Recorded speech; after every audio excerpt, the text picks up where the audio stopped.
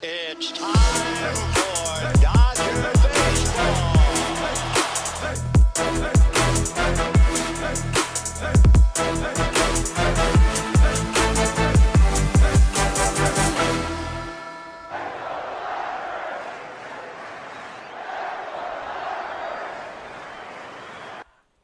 What's going on, Dodgers Nation? Welcome to the Dodgers Nation post-game show. I'm your host, Doug McCain. You can follow me on Twitter and Instagram at DMac_LA. Thanks for rocking with us after the Dodgers get the dub against the Nationals. They win by a final score of 9-4. They win their 9th game of their last 10. They improve to 29-13 on the year. And first and foremost, you know how we get down the Dodgers Nation post-game show. Give me your city, zip codes, area codes. Let me know where you represent Dodgers Nation from. And also, who is your player of the game? I think it's an easy choice tonight. You can go with Mookie Betts, who is super red hot. Hotter than the devil's armpit. Mookie Betts. Mookie is living his Betts life right now, and he continues to shine. He is on a tear right now. Another big night for Mookie Betts. He goes 3 for 4 with 4 RBI. Had a walk, reached base 4 times, and he really carried this Dodgers offense once again. But hey, last night you saw the Dodgers. They scored 10 runs, didn't get a home run. They did it a different way tonight. They brought out the boomsticks.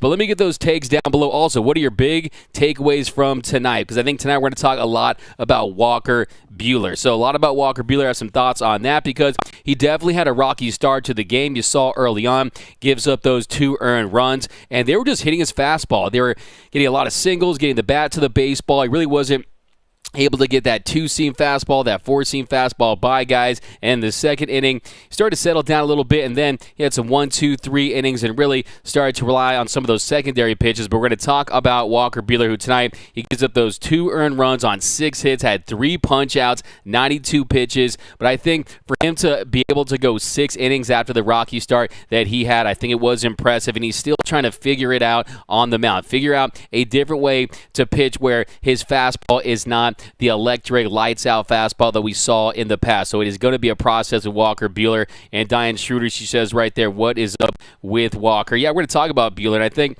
you saw tonight. I mean, look at the hits they got. All the hits, they're on the hard stuff. The sinker, the 4-seam, and I think with Buehler, you're seeing a lot of adjustments. You're seeing him try to tinker with a different pitch mix. Tonight you saw he threw that 4-seam fastball 29% of the time. Didn't get a single swing and miss on that fastball. When Walker Buehler was at his very best, when you saw 16 strikeout games, you saw him challenging hitters up in the zone with that elevated heat. You saw the spin rate was up, the perceived rise was up, and that's how Walker Buehler would get those punch-outs at times. But look, I'm here to tell you that yes, there is a drop in velocity, also in spin rate, and anytime you throw the ball with less velocity, you're going to have less spin rate. But look, let's be honest with you. Look, I mean, you can read articles in the LA Times, The Athletic, and all these places that's pristine journalism, and I'll tell you that for sure. But what you're not going to see in those pieces is the lack of sticky stuff hurting Walker Buehler when it comes to that fastball spin on that 4-seam, and I'm telling you that it definitely is, and it is an adjustment. But guess what? He still could be an effective pitcher out there, and I was very impressed to see him go up to 97 on that 2-seam fastball. So I think that was something that was impressive there. Late in the bottom of the 4th inning, he kind of just like, forget this. I'm going to be Walker Buehler of old for this pitch. He gets Hernandez swinging with that elevated 2-seam fastball. But yeah, we'll talk about Walker Buehler, but let's jump into the comment section. Give me your takes, give me your zip codes. We got Iris K from the 818, the 91604. Nats using trash cans from E. Smith. By the way, E. Smith, I just want to point something out. I think it's pretty hilarious how after the first inning, they came out in the second, and then they go to the pitch comm. I don't know what they were trying to suggest. Did they think the Dodgers were out there stealing signs like they were the Houston Astros or something like that? I hope that wasn't the case because, look, this Dodgers offense is relentless. There's so much talent up and down this lineup, and it starts with Mookie Betts, but you have Freddie Freeman. You had Trey Turner who hit a home run tonight. So you got to feel good for Trey Turner. And his average continues to rise at 288 now, and he has 2 RBIs in this game. So really nice to see Trey Turner because, look, the thing with Trey Turner is we see the hits starting to pile up. We're starting to see the slug again, and I think with him it's about lifting that ball. It's about launch angle with Trey Turner. He's even said it himself. He's actively trying to get that ball in the air more, but you're seeing him get so much hard contact. He's squaring balls up. He's getting his barrel on the baseball. So I think Trey Turner, who for his career has been a better second-half player anyway, he is really going to get very hot. I think Mookie's in the hot streak right now, but I think Trey Turner is that next guy that's really going to catch fire. He's already played great of late, putting together really nice at-bats, but I think Trey Turner, you're starting to see the slug pick up, and I think getting that home run at his old stomping grounds up in Washington, I think that was big for Trey Turner. I think, he was big. What are your thoughts on Trey Turner's night? But let me know down below in the comment section. I have this question for you guys. What do you think is the issue with Walker Buehler? Because to me, look, I think that you got to give the guy a lot of credit for going out there and battling and still giving this team 6 innings, and this team needs as many innings as they can get from their starting pitchers. With that bullpen depleted, with the injuries starting to pile up, for Buehler to go out there without his best stuff to still give you 6 innings, it was a gutsy performance. And look, I'll live with these struggles right now with Walker Buehler, and if you want to call them struggles, I mean, I think it's really the standard that he set for himself. I think Walker Buehler has been so great throughout his career, so dominant, that if he starts to show that he's human a little bit, you think that, oh, he's really fallen off. No, you are seeing the evolution of Walker Buehler, and it's going to take time to really develop into this different pitcher, because I think one of the adjustments during this game we saw, especially after the second inning, during the second inning and throughout, was he started to throw that knuckle curve more. You started to throw that curveball in the zone for strikes, and that's big for Buehler.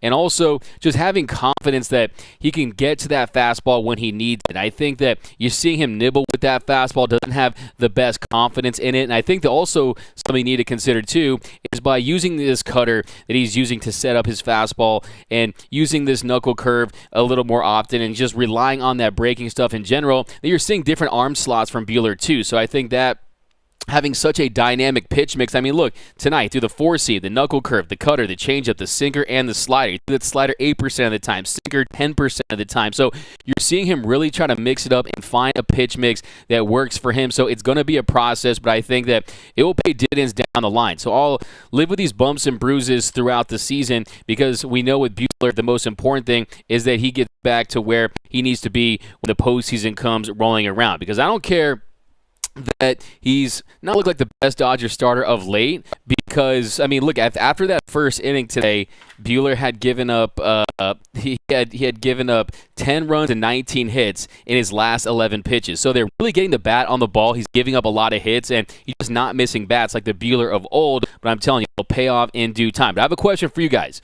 Tomorrow's Game 7 of the World Series. Who you giving the ball to? Let me know down below. Is it Tony Gonsolin? Is it Tyler Anderson? Is it Julio Urias? Is it Walker Buehler? Is it someone else? Let me know down below. Here we go. BC, if the Yanks lose today, we have the best record in MLB again. Yeah, got the Yanks. They're going to come down to earth. And by the way, how about Mookie Betts? 12 home runs. That's tops in the National League. And he's only trailing Aaron Judge, who has 17 bombs for the Bronx Bombers. But we've got Anthony Keene. I dig how our aces have been learning to take the lumps and ride out a bad start. Anthony Keene, hey, man, I'm glad that I read that comment after what I just said, because I think that you realize that this starting staff, they know they need to eat up innings. We saw that last night with Tyler Anderson, Mr. Tandy. I don't know why I'm calling him Tandy, Tyler Anderson. We got to think of a new nickname for him, but you saw with Tony Gonsolin continuing to go deeper into games and face the opponent through the third time of the order. You're seeing him get more opportunities facing guys 3 times in a game. I think that's going to be big for his confidence and his development. And you saw Walker Buehler, who it looked a little dicey. He definitely looked shaky early on, but he was able to gut out 6 innings, throw 92 pitches, and they're going to need as much length as they can get from this starting rotation. So, yeah, definitely agree with that. King Yellowman, you got the blue wave. Yep, the blue wave was on again. How about this Dodgers offense? Look, it is the blue avalanche. They just curb stomp teams. It's the blue world order, and they just said today, hey, we're going to beat you with the bombs. And you saw 4 home runs for the Dodgers today, 2 by Mookie Betts, 1 from Chris Taylor, and 1 from Trey Turner. So like I said, Trey Turner hitting that home run, that's major for him. Continuing to lift and continuing to hit for more slug, that is going to be massive, especially when you consider where he's batting in the order in that 3 spot. And then also, I think Chris Taylor, an opposite field shot on an elevated fastball, I think that was also huge. So to see Chris Taylor go and get a home run, we know that he's another guy that's been struggling in the last few weeks. So to get him going, and he had a lot of family at the game, so CT3, he was able to go 2 for 5, and he gets that home run in the third inning off of Gray, his 4th of the year. So that was massive, and I think that you're starting to see how dynamic this Dodgers offense is. They can beat you with paper cuts, or they can bring the wood and bring that boomstick, and you saw that on display tonight in Washington. But here we go, Norman Rowe. Our offense will take us to the promised land, LOL. Clayton, representing from Jackson, Mississippi, go Dodgers. Here, if you say go Dodgers, you get one of these. Watching from Hotel in Escondido. What up, Doom_Sal? Always rocking with us. A loyal listener of the Dodgers Nation postgame show. I appreciate you. For Dale Newsom, Mookie has 12 home runs. Wasn't just 3 weeks ago he was struggling mightily against every pitcher. For Dale Newsom, hey, you know that if you watch this show, you know that I said it was only a matter of time. You have to trust the talent. You have to trust the track record. And when it comes to someone like Mookie Betts, it was a timing thing and just really getting into the flow of the season. You had the short in spring training. He's a player that's gotten off to some slow starts, but you're seeing he is absolutely all the way locked in at the plate. Tonight was another example. And if you're an opposing pitcher, you say, what can I get past Mookie Betts? You saw later in the game that set up that run in the 6th inning. Mookie Betts singles to right, changeup up and out of the zone, and he just pokes it into right field. And you know that Mookie Betts has hit 3 home runs 6 times in his career, and if he was able to hit a 3rd home run tonight, that would give him the record, a 7th time in his career that he was able to do that. Who's other guys that done it 6 times? It's Sammy Sosa's one of them. So who's the other one? Let me know down below if you know that. But yeah, and then you saw earlier in the game when Mookie Betts was able to get his bomb there in the 2nd inning. Mookie on a 1-2 count, he gets a second. No, in the first, yeah, he gets the 2nd home run of the game. So yeah, I mean, this guy's just absolutely on fire. And let me ask you this question. Do you think that Mookie Betts right now is the front runner to win league MVP? Because I will tell you, old friend Manny Machado is having a really, really nice year. I mean, he has just been so consistently great the entire season. He's really carried that Padres team despite losing the stunt man, a.k.a. Fernando Tatis Jr. So, I mean, what are your thoughts on that? I mean, I think Mookie Betts, at the end of the day, that the narrative will support Mookie because he's going to be the best player on the best team. You know that always helps. But, I mean, he's definitely, if he can carry this, if he can sustain this, it's going to be tough because it's still very, very, very, very, very early. I can't stress that enough. But, yeah, you got to love what you're seeing from Mookie Betts. And the most important thing, too, is how healthy he looks out there. I think that's just so key because, look, I mean, he's showing no signs of that hip injury. And, yeah, hopefully that continues. But, yeah, we're going to talk about let's talk about the 2nd inning. Let's actually jump back in the comments, and then we'll talk about this game because I have more to say on Walker Buehler, more to say on Mookie Betts, and just this lineup in general. They're so ferocious, and yes, it is the lowly Nationals. You could call them the Trashionals if you want. You can call them the Fighting Walgreens if you want. To me, it almost feels like when Alabama football, that 1 week of the year where they don't play an SEC team, and it's like Western Chattanooga Academy Institute State, and they beat them by like 100 points. That's like kind of how it felt like today. But here we go. What's up, D-Mac? What up, Damien? Love seeing my fave CT3 go yard. That's from Dylan Hare. Was in a small slump for a minute there. Yeah, I mean, he's a guy that's always going to be a streaky hitter. If you look at his swing with his leg kick and his violent swing at times, he's a guy that is going to fall into slumps when the timing isn't there. But also, you got to take the good with the bad from CT3, and I'll live with some slumps because he comes through when you need him, like we saw in the wild card game. You never know when he's going to connect, and when he does, it's loud contact. And yeah, I think with Chris Taylor too, a lot of people aren't really talking about this. A lot of people focusing on Max Muncie's injury, but how about Chris Taylor's elbow injury where he had to have some stuff removed from his elbow, do a little cleanup there. I think you saw on the throw there in the 1st inning, not the best throw. We saw a throw that wasn't as great yesterday as well. So, look, I don't think that he's fully 100% healthy as well. So, we knew he's a guy that's virtually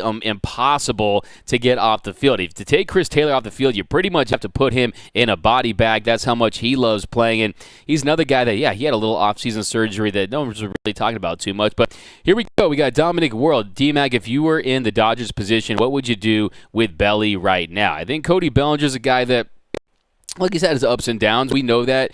We know he's still a guy that, look, he's already showing a lot of improvement this season so far compared to last year. And I think with Cody Bellinger, when you saw this outfield defense has been outstanding. The infield defense, not so much. We've seen some errors, of course, from Gavin Lux. We've seen Trey Turner hasn't been his best at shortstop this year. You've had a revolving door at third base. Justin Turner's missed a step. Hanser Alberto has looked good when he's gotten opportunities. Freddie Freeman, this guy's doing the splits out there. We know he plays Gold Glove caliber first base. And then, of course, the biggest, most memorable error of the season, Max Muncie booting that ground ball that lost the Dodgers the game the other day. So I think when you consider that Cody Bellinger is a guy that you can depend upon to play above average defense, and then he's going to cover that center field territory. He has that range. Like I always said, the water covers up 70% of the earth, and Cody Bellinger covers the remaining 30%. That's how much ground he covers out there. And I think also he's a guy that even when he's hitting 200, 250, between 200 and 250, anything in that range, he's a guy that you never know when he's going to give you a clutch base hit. And he's had his moments this season too. So, he actually got up to, he's on one of the better players in the first few weeks of the year. So I still think that if I'm Cody Bellinger, I'm sticking him in center field. And I'm also realizing that, hey, he has an opportunity to continue to get better and continue to gain strength in that shoulder, get his timing right when you consider how much talent he's surrounded by. So, yeah, what would you guys do with Cody Bellinger? Are you guys concerned with Belly? What's your concern level with Cody Bellinger? Because if you look at Cody Bellinger in the last 15 days, last 13 games, a 704 OPS, a home run, 4 doubles, and a triple. So in that stretch, Belly is 5th on the team in slugging with a .400 slugging percentage. If you look at the last 7 days with Cody Bellinger, he's a guy that you want to see him continue to produce. But last 5 games for Cody Bellinger, he's 7 for his last 19 with a 903 OPS and 2 doubles and an RBI. So a lot of people, it's going to take a minute to kind of shake off that narrative because of how bad he was last season. He was at or near the bottom in pretty much every single offensive categories. He had a negative WAR last year, so it was a nightmare of a season for Cody Bellinger. And if you look at the year so far, he's having a .216 batting average, a 700 OPS with 5 home runs and 10 doubles. So if you look at his home runs, he's still second on the team behind Mookie Betts with 5 home runs. If you look at his doubles, he's tied for 3rd behind Freddie Freeman and Trey Turner. He's tied with Mookie and JT with 10 doubles. So it's not like he's doing nothing this season. Max Muncie would do anything to have Cody Bellinger's numbers right now. I promise you that. So Belly's definitely not the issue. But this is your answer to, if Game 7 was tomorrow, who would you want the Dodgers to throw out there? Norman Rose says Anderson. Mike Hunt says Urias. The Urias, Calvin T. Clayton Kershaw. EB, Urias Game 7. BC, Kershaw if he was healthy. Urias to close it out again. I like that combo. We got Iris K. Agree with Craig Gray. Not as good as expected. Yeah, that's something that was crossing my mind. If you saw early in this game, let's jump to that top of the first. So Mookie Betts, he lines out for the first out. Then Freddie Freeman, he draws a walk. Then on a 2-2 pitch, Trey Turner hits a 2-run tank to give the Dodgers an early 2-run lead. And he extended his hitting streak to 16 games with that home run. A fastball up, it leaked out over the heart of the plate, and Trey Turner hit it out. And we just talked about the importance of him continuing to lift the ball, continuing to use that launch angle, continuing to improve those slugging numbers, and he did just that. And then Will Smith, he follows that up with a single, lifts a curveball, bottom of the zone, nice piece of hitting. And then Muncie, he draws a walk on 4 pitches. And then on the 10th pitch, Justin Turner, he strikes out swinging at a fastball up and in. And then Rios, next batter, he strikes out swinging. So the Dodgers in that first inning, they get 2 runs thanks to Trey Turner's bomb. And boy, did they make Josiah Gray work. He throws 40 pitches in that first inning, and the Dodgers, they just weren't expanding the zone on him. You saw the game plan. They were going to be very patient and make him earn each and every out, each and every strike, and they did just that. And yeah, I think with Josiah Gray, you saw he's a guy that, look, the talent's there. The raw ability is there with JoJo. It's just a matter of commanding the zone, executing pitches, and he's a guy that has to go out there and really, to be effective, he's going to have to really sure up that command. And tonight, he goes 3 innings, gives up 7 earned runs on 5 hits, throws 80 pitches, 47 for strikes. So the Dodgers had him at 80 pitches through 3 innings of work. And a lot of that is just facing a ferocious lineup like the Dodgers. I mean, they can make any pitcher look bad, but when you're averaging, over 20, close to 27 pitches per inning, that's just not going to get the job done. So, yeah, I mean, do you guys think that, and it's another thing, too, is like, I mean, I love Blue World Order. Yeah, that's what I'm talking about. Don Kim, D-Mac, what do you think of David Price's outing? I thought David Price, look, I mean, if you look at the numbers when it comes to his stuff, I mean, he's not terrible out there. He's definitely serviceable. I thought the pitch that he made to Juan Soto, bottom of the zone, it was just a money pitch right there, and he definitely won that battle. So I thought he goes in there when he struck out Soto looking. It was the 8th pitch of the at-bat. He just landed that cutter, the bottom of the zone away on the bottom outside corner. I think that was very impressive. And then Nelson Cruz just walks out of bed, and he can get a single. He can get a base hit. But I think in that at-bat in particular, David Price, he fell behind in the count, put Cruz into a hitter's count, and he was able to get that single that scored Strange Gordon to make it 9-4 in the game. But I think all in all, I think David Price, when you consider how much time he missed, I'm okay with him. I think throwing him out there, he's a guy that, look, when you have when you score 9 runs and you're scoring 6.34 runs per game this month, you can give yourself a little cushion to have guys like David Price go out there and not just pitch scoreless innings. But I think if you look at the single that he allowed I think for him too, it's command too. I mean, it's command, and I mean the velocity was definitely down on that sinker tonight. That 2-seam fastball that he threw to Gordon, that was middle. I mean, that was middle, and yeah, I mean to Hernandez, the sinker went heavy 2-seam, and then the Ruiz single, it was really a nice piece of hitting by Ruiz. It was a changeup on the inner third, bottom of the zone, and Ruiz really did a nice job to put a good swing on it. So I think that David Price is still a work in progress, but he does look like a guy that can go out there and get some outs for this injury-riddled bullpen. But, yeah, I mean, I think you're seeing a lot of guys this year, especially, I mean, look at Walker Buehler tonight. I mean, with Butane, it's just about going out there and getting outs. And, look, this is a different era. I don't care. Like I said, you're not going to read this in the LA Times, ESPN, The Athletic, and this kind of stuff, and some of the, Sportsnet LA. You won't hear them talk about the lack of sticky stuff, but guys around the league are talking about it. Guys around, and I can tell you that firsthand. I mean, it is an adjustment for a lot of pitchers, and you're not seeing the swing and miss on high cheddar, and you're seeing guys work lower in the zone, use more off-speed stuff, and I think that you got to give these guys a little time to really find and master a new pitch mix. And I think with Walker Buehler tonight, look, he's 6-1 on the year. I'm not a big wins and loss guy, but I mean, tonight, Walker Buehler, 9 swings and misses, but another number you want to look at is 10 ground ball outs. 10 ground ball outs after that first inning, because they were hitting him hard in the first inning. Josh Bell and Ruiz, those were hard-hit balls, but you saw him able to get soft contact as the game moved along. So he's he's not necessarily a work in progress, but I think he's a guy that's trying to hone a different skill set and a different pitch mix. Because, look, I mean, he hit 97.3 miles per hour on that sinker. It's in there. Butane is in there. If you, like I've heard Dontrell Willis talking about how he was a Ferrari. I don't know if you guys have been watching the show all year, but what I say in the first one of the first shows of the year, I said that he was a Lamborghini at one point, and now he's more of that hybrid Porsche. Okay, that's kind of been my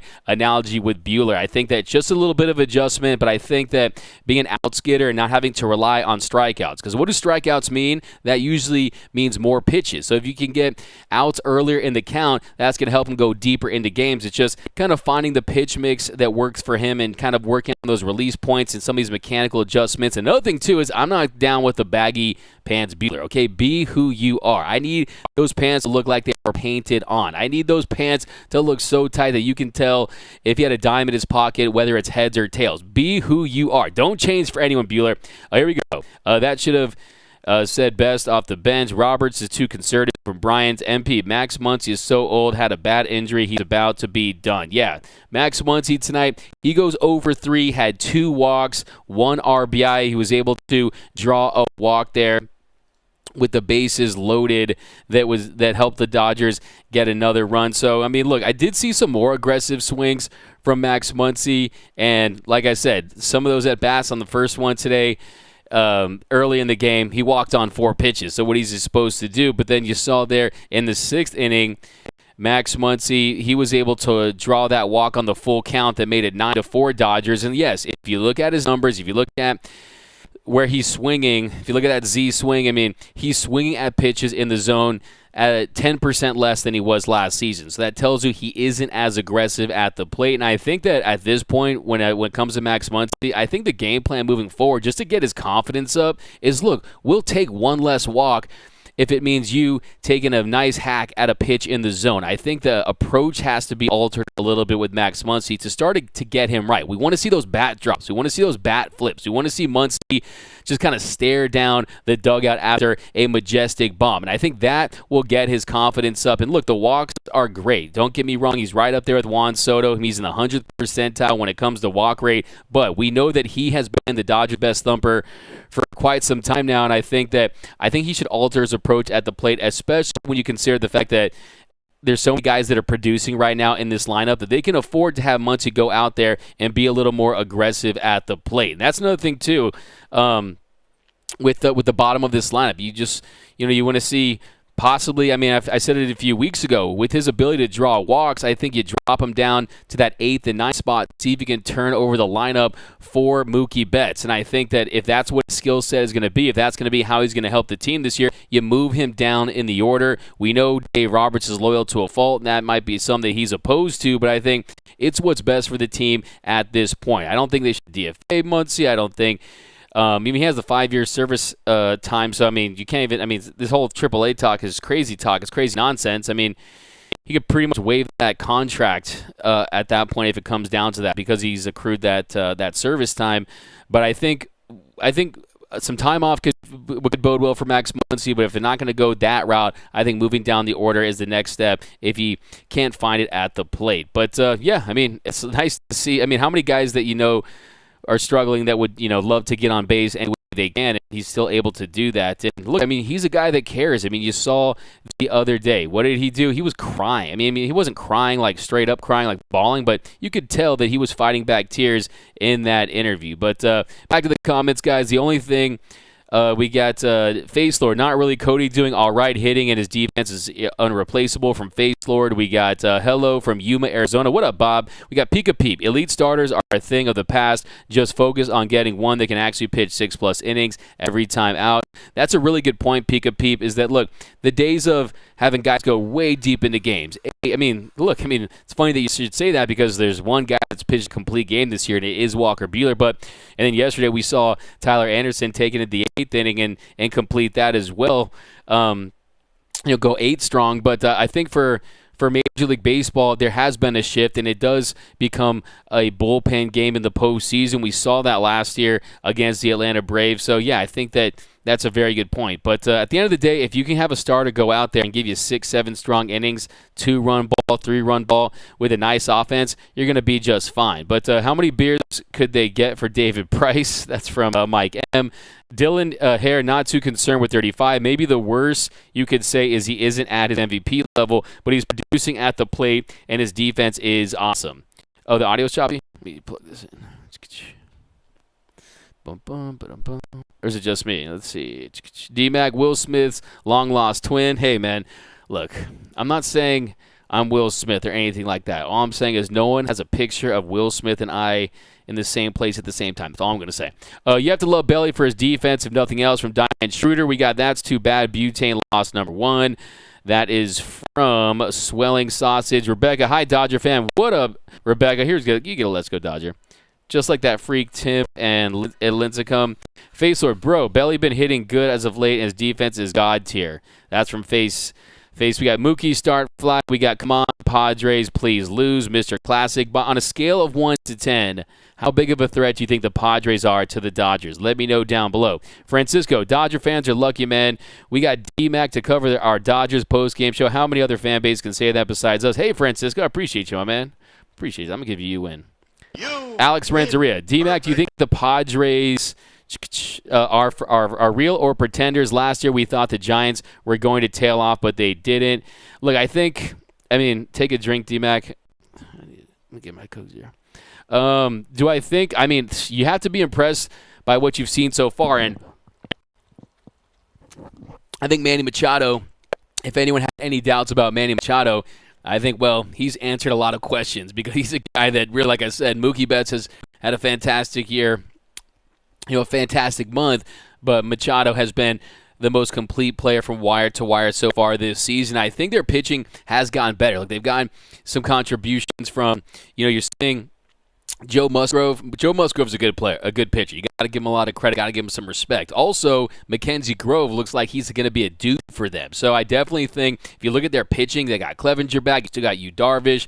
I think from a pitching standpoint, a starting pitching standpoint, they definitely have what it takes to, give the Dodgers a run for their money for this entire season. Their bullpen definitely does have some issues. Tyler Rogers is a guy that is a top 10 bullpen piece, but other than that, they have had their issues. Their bullpen has lost them, I want to say 5 or 6 games this season. So I think they'll try to address that at the deadline. To me, that is really their biggest weakness. We know their offense is only going to get better too when Fernando Tatis Jr. comes back, because we know FTJ, he's a top 5 to 10 player when he's right, and you throw him into that lineup, I think that's going to give him a boost. And I think when you saw the Padres, they really struggled down the stretch. I mean, they fell off a cliff, and I definitely think they're a team that is going to they're a team that I think is going to make a run. I think I think this is the year that we're going to get the games that we thought we were going to get last year. I mean, last year we thought it was going to be Padres Dodgers, and it was for the first couple of series. You had the Mookie catch at the end.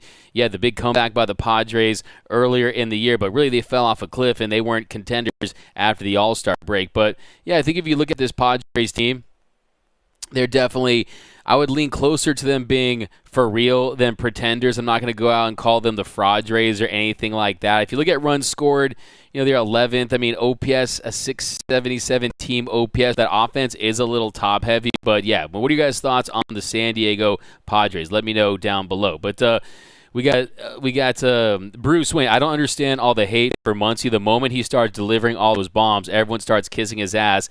Now that he's in a slump, they want to put him in the slaughterhouse. Yeah, I mean, that's just kind of it's kind of the nature of the beast when it comes to okay, thank you.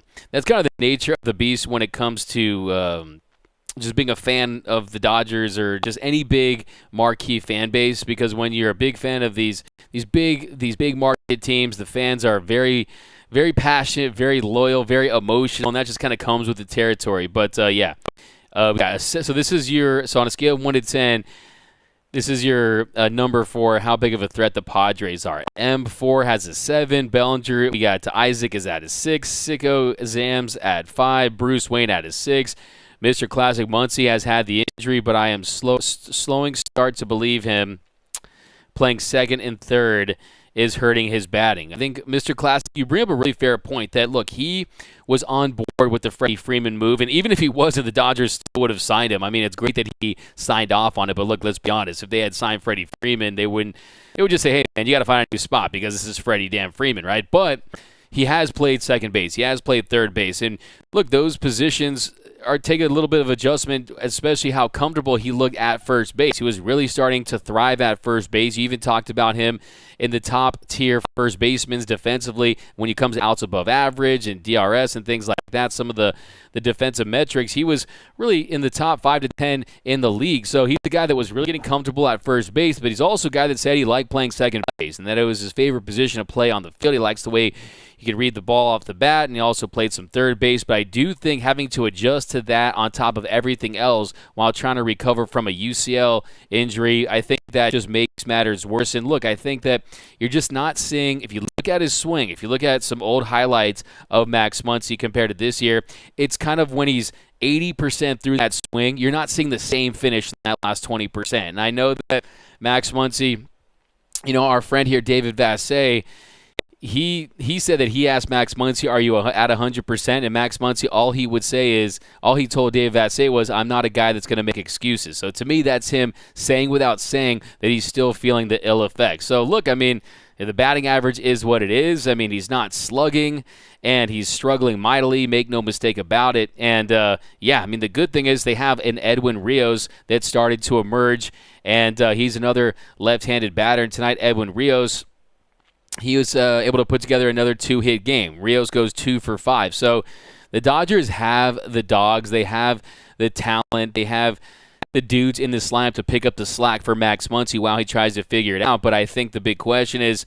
how long do you kind of sit with this struggling before you kind of make a move of some sort? I think the Phantom IL is something that this organization has used to their advantage. And when I say Phantom IL, just look at kind of hit his, when he was going for that foul ball yesterday, you saw his wrist bend a little bit. You could say, oh, my wrist is hurting, and go on that IL. There's plenty of ways you can send him on that Phantom IL if you want. But let's see how it goes. It was nice to see him, get to reach a couple times and take some more aggressive swings tonight. But here we go. Giants about to be 500 in a day or so. Stan, the Rams fan. By the way, I'm going to save that clip. By the way, I think it was like the 7th game after we beat the Giants in that one game. I said the orange and black magic had run out and that Cinderella was about to turn into that orange pumpkin again, that the Giants wouldn't be contenders. And, I think San Francisco is they're dropping off this year, and I don't think they're going to compete with the Dodgers in the West. I think it's going to be a Dodgers-Padres race in the West. And I really think the Dodgers playing this consistent baseball, hopefully they're able to pull away from the Padres at some point. And Manny Machado and the gang kind of come down to earth a little bit. But, hey, the Padres have a little more depth across the board. But like I said, look at that bullpen. Definitely some chinks in that armor. But then again, look at our bullpen right now with guys like Yancy Almonte and Evan Phillips having to step up. So, look, I think you're going to see patchwork bullpens, patchwork pitching staffs throughout this year. I think you're still feeling rotations and arms around the year, still feeling the effects of that 60-game season and coming back from last season. But here we go. Face Lord has the Padres as a threat as a 4, Isaac as a 9, Justin Lamas as a 5, Padres are 7 from Damian, Denny Cortez. Dodger fans are as brutal as they are loyal. Denny Cortez, it is what it is, right? Would you really want it any other way? Because if they weren't, you're a Marlins fan. If Max Muncie was on the Marlins right now, no one would be talking about him in any type of way. So, look, it just comes with the territory, and it's why you follow these marquee teams and why you're lucky to be Dodger fans, to be quite honest with you.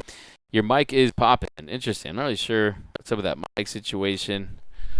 I'll figure that out. Our problem, you can see the ball. Padres 7. David Price sucks now. He needs to get traded. We got David Price sucks now. He needs to get traded. Yeah, you guys want to. Well, I think the thing about David Price is, would you really want to trade him? Because if the price is right, so to speak, maybe you would. But the fact remains that you're not going to get much from David Price. You'll be lucky to get a YouTube TV from like 2002 and a PS1 or something like that. You're not going to get very much from him. The Dodgers would have to eat some of that salary for him and probably attach some prospects of their own just to get their team to take him. So I think he's more valuable as a insurance piece when you consider some of these injuries. But here we go. Dodgers will win the West, then the Padres can fight for a playoff spot.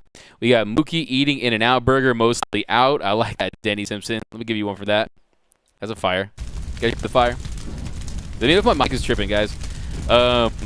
Trading Braves Beta, Braves Beta. You guys got your own battles in the NL. Let's see if you guys can beat the Mets. But that was my NLCS pick. And I think that we're going to have the rubber match in a trilogy. And the Dodgers, of course, took 2020. The Braves took 2021. We'll see who gets the last laugh in 2020. Tommy's Burgers are the best. Keep Price for now.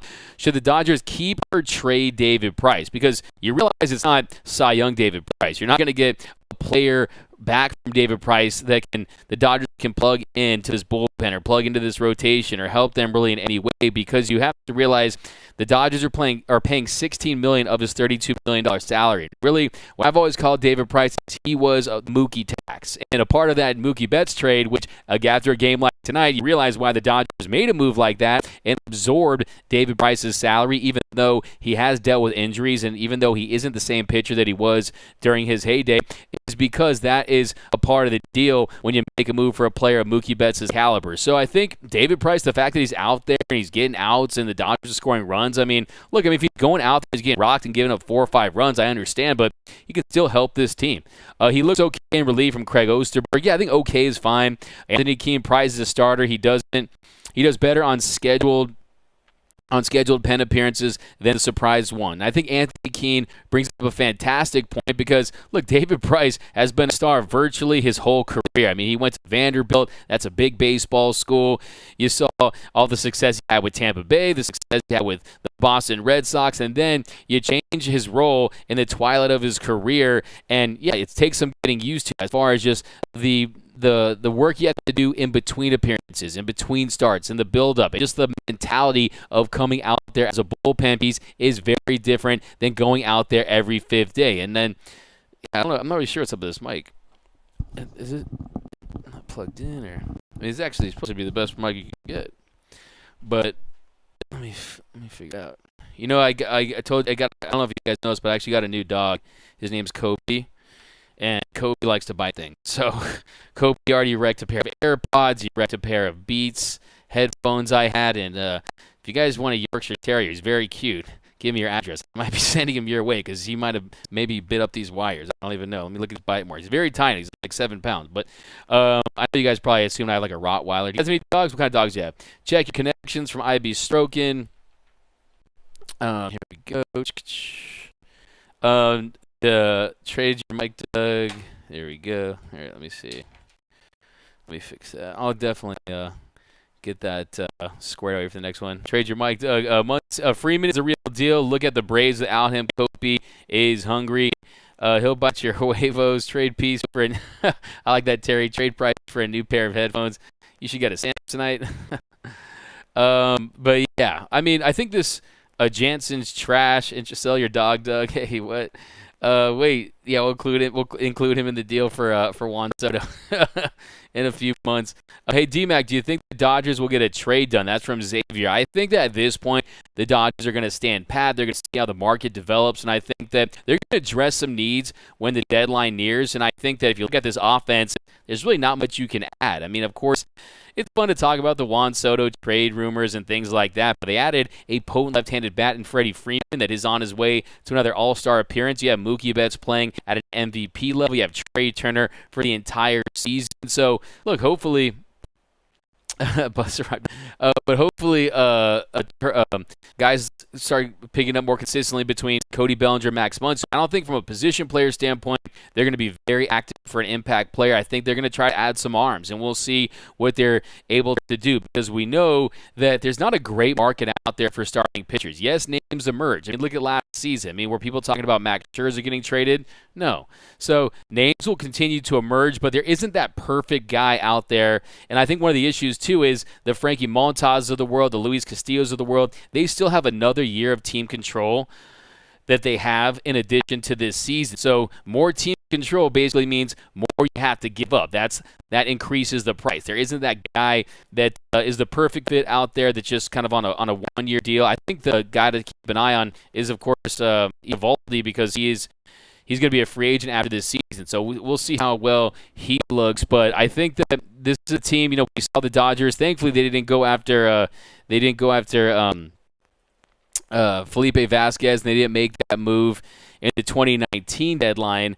And there was a lot of talk that maybe they were going to swing that deal, but they didn't do that. And my point I'm trying to make there is the Dodgers, they don't go too hard when it comes to giving up prospects for relievers because relievers, they're very touch and go. Their success or failure, their productivity varies pretty significantly on a year-to-year basis. So I don't think they're going to break the bank on a big reliever, but I think that if you add another starter, we'll see what happens there because I think that we'll see how guys, how healthy will Clayton Kershaw be. Can he regain full health?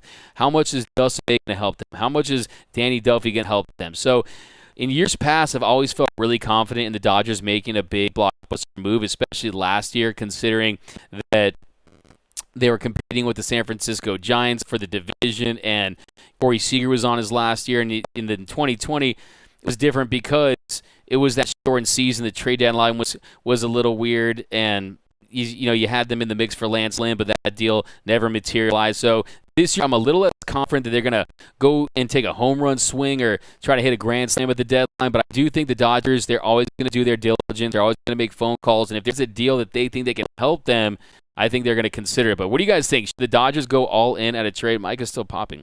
Man, I really don't know why my mic is popping. You know what? Probably something else. Go Brewers, Padres, and I'll fix that next time. Hey, Duffy. Hey, D-Mac, what's going on with Duffy? I haven't heard anything about him.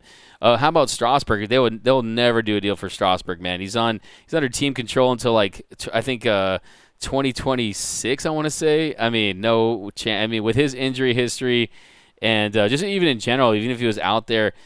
I mean, Steven Strasburg, he's under contract, like I said, until 2026. And, of course, he signed that 7-year, $245 million deal. So, yeah, that ain't happening for sure. I can guarantee you there's a 0% chance of the Dodgers making a trade for Steven Strasburg. I mean, that's a bad – and look at me, he's always injured. I mean, he still is – I believe, I want to say last time I checked, he's still making rehab starts to try to get back from that neck injury. So, yeah, he's not even – I don't even think he's – I mean, I don't think he'll be back. I did? I fixed it? Sweet. I don't know what I did. I think I got a new dog. But thanks. Sounds magically better. All right, guys. Well, hey, let's do the show again, guys. What's going on? No, it's Dodgers Nation. Thanks for rocking with us after the – no, I'm just playing. Soto can play defense. As a Dodger fan, we shouldn't be talking crap about the Braves. In the words of Luka Doncic, everybody acting tough when they up too early. My good now. Awesome. All right, love me some Rio. Soto defense was terrible yesterday. Yeah, he lost one in the lights.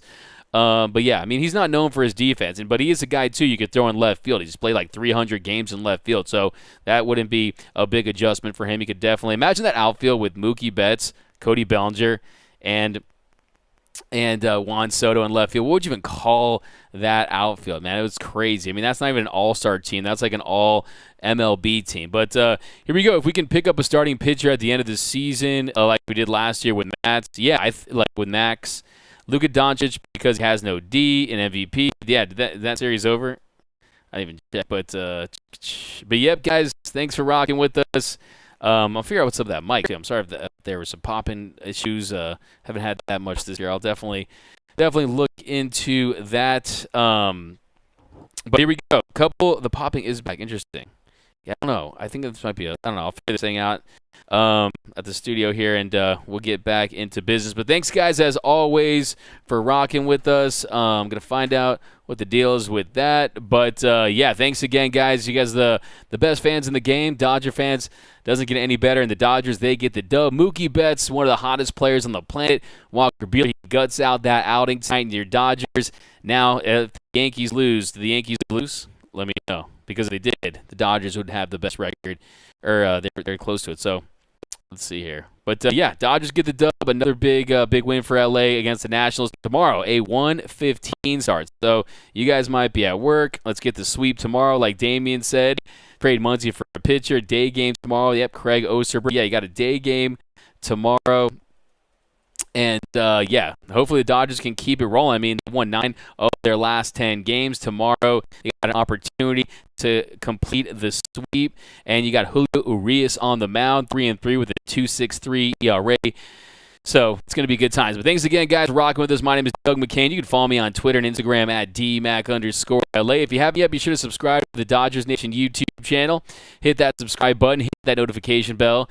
And if you want to see us post even more Dodgers content, smash that like button. A couple more comments, guys, and then I'll let you guys enjoy the rest of your Tuesday night. Thanks, D-Mac, from Denny. Another great show. Thanks, Damian, Alex Renteria, D-Mac with his consistency like Freddie. I like that. Thanks for the nice show. Yeah, guys, as always, appreciate it. See you later, Dong. See you, Damian. See you, Blue Magic, Rebecca. But yeah, guys, have a great rest of your night. And until next time, think blue, bleed blue, and I'm out. It's time.